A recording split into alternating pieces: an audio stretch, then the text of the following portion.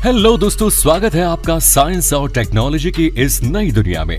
इस वीडियो में हम आपको बताने जा रहे हैं कुछ कमाल की फैक्ट्री मशीन के बारे में, जिनके काम को देखकर आप पूरी तरह से हैरान रह जाएंगे। तो चलिए बिना किसी देरी के वीडियो शुरू करते हैं। Basket making. बास्केट बनाने के लिए इन बड़ी बड़ी प्लास्टिक शीट्स का इस्तेमाल किया जाता है।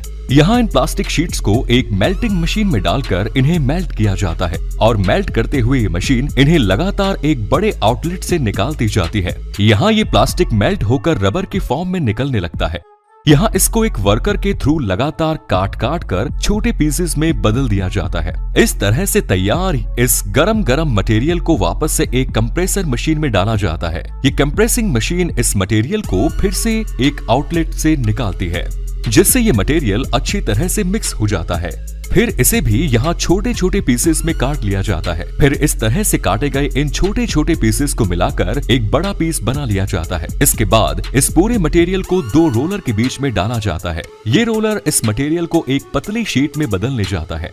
इस तरह से रोलर की मदद से इस मटेरियल की पतली शीट को तैयार कर लिया जाता है। फिर इस शीट को एक हाइड्रोलिक मशीन पर ले जाया जाता है, जहाँ बास्केट की शेप में गर्म मोल्ड के ऊपर इस शीट को रख दिया जाता है और इसके बाद इस हाइड्रोलिक प्रेस को चालू कर दिया जाता है, जिससे ये शीट इस मोल्ड के ऊपर चिपक जाती है। इसके बाद इस बास्केट को मोल्ड से निकाल लिया जाता है और फिर इस बास्केट का एक्स्ट्रा मटेरियल हटाकर इसे पूरी तरह से क्लीन कर दिया जाता है। इस तरह से इन बास्केट्स को फैक्ट्री में बनाया जाता है।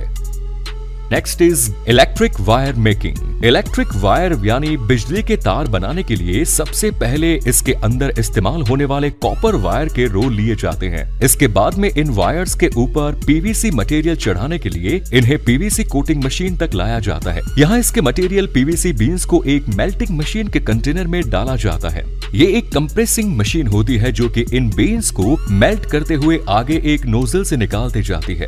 इसके बाद कॉपर वायर के रोल्स के सभी वायर्स को मिलाकर एक जॉइंट वायर बना लिया जाता है। फिर इस वायर को इस मशीन में अच्छे से सेट कर दिया जाता है और फिर इस वायर को लगातार आगे की ओर खींचने के लिए एक प्लेटफॉर्म पर फिक्स कर दिया जाता है। जैसे जैसे इस कॉपर वायर को आगे खींचा जाता है तो इसके ऊपर मेल्टेड पीवीसी मटेरियल चिपक कर बाहर आने लगता है और जब ये वायर नोजल से बाहर निकलता है तो काफी गर्म होता है, इसलिए इसे आगे तुरंत ही ठंडे पानी में से गुजारा जाता है, जिससे इसका मटेरियल जल्दी से ठंडा हो जाता है। इस तरह से इस कॉपर वायर के ऊपर पीवीसी मटेरियल चढ़ाकर इलेक्ट्रिक वायर्स तैयार किए जाते हैं। फिर इन तैयार हुए वायर्स को एक मशीन के ऊपर सेट करके इनके रोल बना लिए जाते हैं। Next is garden pipe making.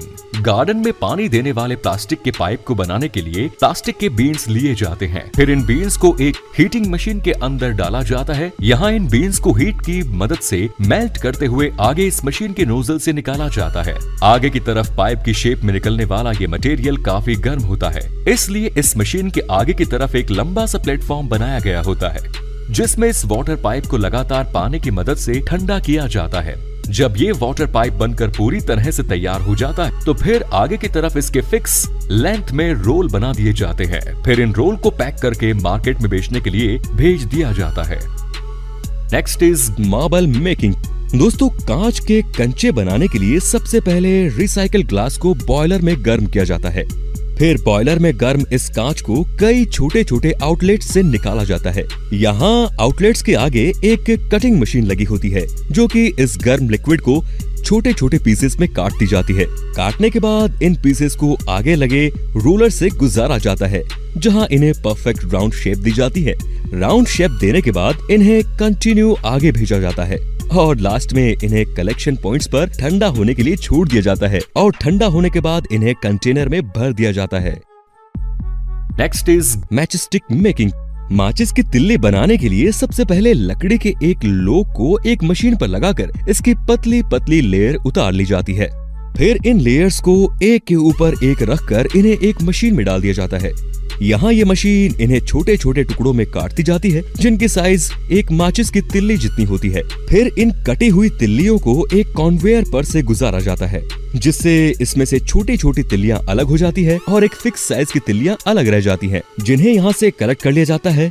फिर इन सभी तिल्लियों को एक स्पेशल मशीन में डाला जाता है, जहां यह मशीन इन तिल्लियों को एक कन्वेयर पर लगाती जाती है। फिर इस कन्वेयर पर लगी तिल्लियों को आगे की तरफ पोटेशियम क्लोरेट और रेड फास्फोरस के लिक्विड मिक्सचर में डुबोया जाता है, जिसके बाद ये तिल्लियां पूरी तरह से बनकर तैयार हो जाती हैं। फिर इन तिल्लियों को एक ऑटोमेटिक मशीन के जरिए एक फिक्स्ड अमाउंट में इनके बॉक्सेस में भर दिया जाता है। फिर इन छोटे छोटे बॉक्सेस को भी एक बड़े बॉक्स में भरकर इन्हें मार्केट में भेज दिया जाता है। Next is pencil making process. Pencil बनाने के लिए सबसे पहले पेंसिल की लीड तैयार की जाती है। इसके लिए एक कंटेनर में ग्रेफाइट और क्ले को मिलाकर इसका पेस्ट तैयार किया जाता है। फिर इस पेस्ट में से ये मशीन पेंसिल की लीड्स तैयार करती जाती है। इन लीड्स को यहाँ कुछ समय तक सूखने के लिए छोड़ दिया जाता है। सूखने के बाद इन लीड्स को एक मेटल कंटेनर में भरकर हीटिंग चैम्बर में डाल दिया जाता है।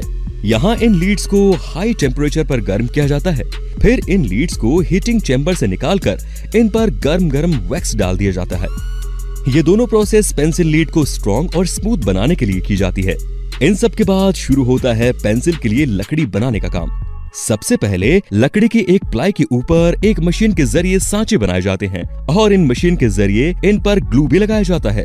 ग्लू लगाने के बाद इन पर पेंसिल लीड रख दी जाती है और फिर ऐसे ही एक लकड़ी की प्लाई इनके ऊपर और रख दी जाती है और फिर इन्हें सूखने के लिए छोड़ दिया जाता है। ग्लू के सूखने के बाद इन सांचों को एक शेपिंग मशीन से गुजारा जाता है, जहां ये मशीन इन सांचों में हेक्सागोनल, राउंड और ट्रायंगल शेप में पेंसिल काटती जाती है। इन पेंसिल्स के काटने के बाद इनकी पेंटिंग का काम शुरू होता है। इन पेंसिल्स को यहाँ फिर डिफरेंट रंगों में रंगा जाता है। इन पर कलर पेंटिंग के बाद इनकी स्टैंपिंग का काम भी किया जाता है। एक मशीन द्वारा इन पेंसिल पर कंपनी के स्टैंप लगाए जाते हैं। फिर फाइनली इन पेंसिल्स के पीछे वाले हिस्से को एक बार फिर से कलर में डुबाया जाता है। इस तरह से ये पेंसिल्स तैयार होती है दोस्तों। फिर इन तैयार पेंसिल्स को अलग अलग बॉक्सेस में पैक करके मार्केट के लिए भेज दिया जाता है। Next is LPG cylinder making. LPG cylinder बनाने के लिए सबसे पहले स्टील की राउंड शीट ली जाती है। फिर इस शीट को एक हाइड्रोलिक प्रेस के नीचे दबाकर इसे हाफ कैप्सूल्स का शेप दिया जाता है। फिर आगे लगी एक मशीन इस कैप्सूल्स की वेस्ट एजेस को काटती जाती है। फिर इस हाफ कैप्सूल के ऊपर वाले होल में एक नोजल को वेल्ड किया जाता है। नोजल वेल्ड करने के बाद इसके ऊपर की तरफ एक फ्रेम भी वेल्ड कर दिया जाता है, जो कि सिलेंडर को पकड़कर उठाने के काम में आता है।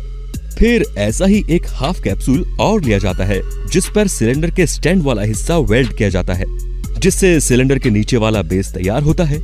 फिर फाइनली तैयार किए गए दोनों हाफ कैप्सूल्स को आपस में वेल्ड कर दिया जाता है, जिससे एक पूरा सिलेंडर तैयार हो जाता है।